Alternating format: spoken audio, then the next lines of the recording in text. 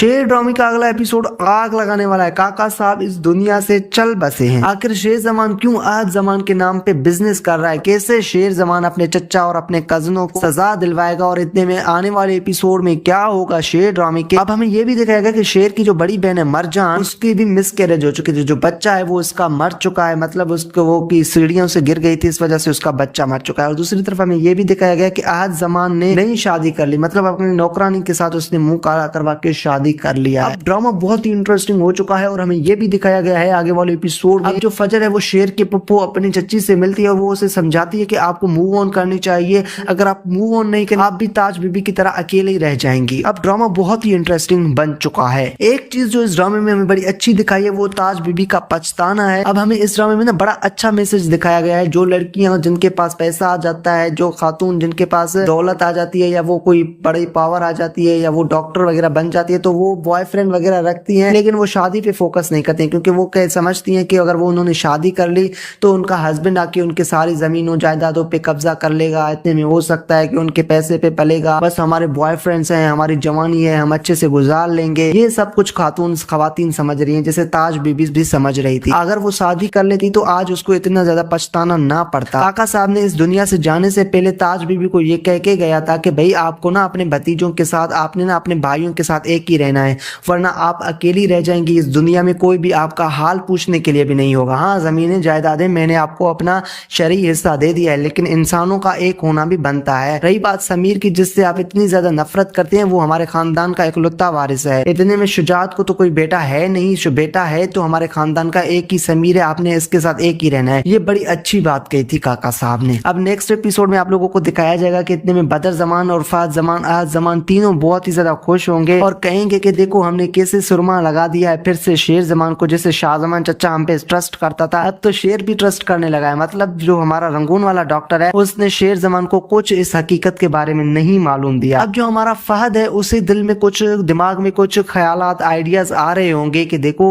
शेर जमान इतना ज्यादा बेवकूफ नहीं है, जितना हम उसे समझ रहे हैं उतना वो ज्यादा बेवकूफ नहीं है। मुझे लग रहा है कोई बड़ी तूफान आने वाली है, हर कदम आपको समझ के लेना पड़ेगा। लेकिन जो हमारा बदर जमान है, इतने में उसका बड़ा बेटा अहद, वो दोनों हमें बेवकूफ लग रहे हैं। हाँ, चोर तो इतने में है। और फिर आप लोगों को दिखाया जाएगा कि शेर जमान को अब पता लग चुका है कि कितने ज्यादा पैसों का, मतलब 425 मिलियन की चोरी की है इतने में उसके चचा और उसके कजनों ने, तो वो सारे पैसे शेर जमान को तो निकालने ही है ना। और फिर आप लोगों को दिखाया जाएगा कि आज जमान के नाम पे वो बिजनेस शुरू करेगा और बिजनेस में उसी तरह से लॉस करवाएगा हमारे अहद और इतने में फहद को और इतने में हमारे बदर जमान चचा को, कि उन्हें पता भी नहीं लगेगा कि शेर उनके साथ क्या खेल खेल रहा है। और आप लोगों को आने वाले एपिसोड में दिखाया जाएगा कि जो शेर जमान है वो अपने बाप के कातिलों का भी पता लगा लेगा कि आखिर उसके बाप को किसने कत्ल करवाया था, दोनों का एक्सीडेंट किसने करवाया था। और फाइनली शेर जमान को इस बारे में पता लग जाएगा और इस एक्सीडेंट करवाने में भी आपके चचा बदर जमान का ही हाथ है। तो शेर जमान ने अब सारे एविडेंस, सारे सबूत इकट्ठे कर लिए और जितने सारे पैसे थे बदर जमान की चोरी के, आज जमान फाज जमान के, वो सारे उनके लॉस में चले गए हैं। अब मजा आएगा ना, अब उनके पास पैसा रहा है और शेर जमान ने उनके खिलाफ सारे एविडेंस, सबूत इकट्ठे कर लिए। अगर उनके पास पैसा होता तो वो जज वकीलों को खरीद कर फिर से वो आजाद घूम फिर सकते थे, लेकिन अब उनके पास कुछ भी नहीं रहा है। और फिर आगे जाके आप लोगों को ये भी दिखाया जाएगा कि जो फाज ने शादी की है नहीं, वो बात भी एक्सपोज होगी और इतने में मरजान के सामने आ जाएगी आपके हस्बैंड अहद ने कहीं जगह पे शादी कर ली है। जब आप सीढ़ियों से आ रही थी तो इसी नौकरानी ने उस जगह पे तेल फेंका या कोई ऐसी हरकत की जिसकी वजह से आप वहां से गिर गई और आपका बच्चा इंतकाल कर गया। मरजान भी बड़ा फैसला कर लेती है और मरजान कहती है कि अब मुझे इस हस्बैंड के साथ नहीं रहना है और वो कोर्ट में जाके खुला ले लेगी। और आप लोगों को दिखाया जाएगा कि मरजान की जो छोटी बहन है फहद की बीवी, वो भी फहद से तलाक ले लेगी, खुला ले लेगी, क्योंकि फहद भी उसके साथ मोहब्बत की बातें नहीं करता है। और ये बातें भी एक्सपोज हो जाएंगी कि फहद है उसकी बुरी नजर है शेर जमान की छोटी बहन पर। अब बदर और उसके बेटे हर तरह से फंस चुके हैं, अब उनके पास और कोई रास्ता ही नहीं है। उन्हें पुलिस लेके जाएगी और उन्हें कोई बड़ी लंबी सजा लग जाएगी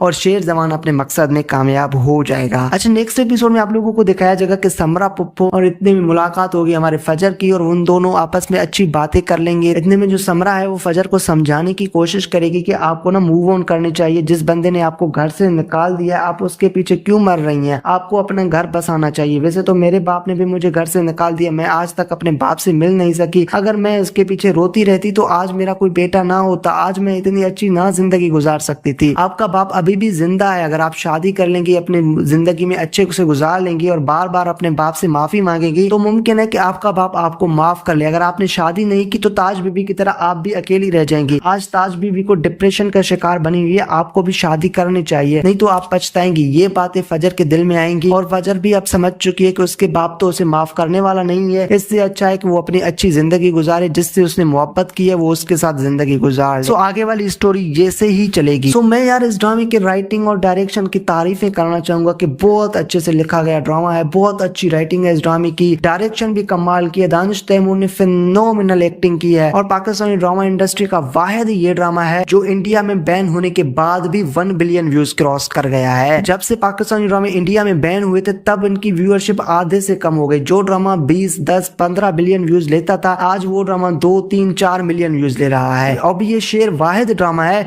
जो 20, 21 मिलियन व्यूज ले रहा है इंडिया में बैन होने के बाद भी। अगर यही ड्रामा इंडिया में बैन ना होता और इंडिया में ट्रेंड करता रहता तो इश्क मुर्शिद से भी ज्यादा व्यूज लेते। जैसे 40 मिलियन व्यूज आते थे ना पर एपिसोड इश्क मुर्शिद ड्रामे के, इसी तरह से इस ड्रामे के भी 40 मिलियन व्यूज आते पर एपिसोड। मैं गारंटी से कह रहा हूँ। अगर टीआरपी की बात करें तो मैक्सिमम टीआरपी इस ड्रामे ने 17+8 की ली है, तो मतलब ये एक अच्छी टीआरपी है। आगे जाके ये ड्रामा 20 की टीआरपी को लास्ट एपिसोड में तो क्रॉस कर ही लेगा, जो कि 20 की टीआरपी आज तक पाकिस्तानी 3 से 4 ड्रामों ने ही क्रॉस किया है। दानिश तैमूर का एक रिकॉर्ड है जिसके ड्रामा दीवानगी ने 18.9 की टीआरपी ली थी। मतलब दीवानगी के अलावा किसी और ड्रामे ने 18.9 की टीआरपी नहीं ली दानिश तैमूर ने। और काफी सारे लोग, काफी सारे फैन ये उम्मीद लगा रहे हैं कि ये ड्रामा शेर लास्ट एपिसोड में 20+ की टीआरपी लेगा और पाकिस्तानी उन गिने चुने ड्रामों में शुमार होगा जो कि 20 से प्लस की टीआरपी ले गए हैं, जैसे कि इश्क मुर्शिद, कभी मैं कभी, तुम, मेरे पास तुम हो, और यही 4-5 ड्रामे जिन्होंने 20 की टीआरपी ली है। तो आप लोगों को क्या लग रहा है इस ड्रामे के बारे में नीचे बताएं मुझे कमेंट सेक्शन में।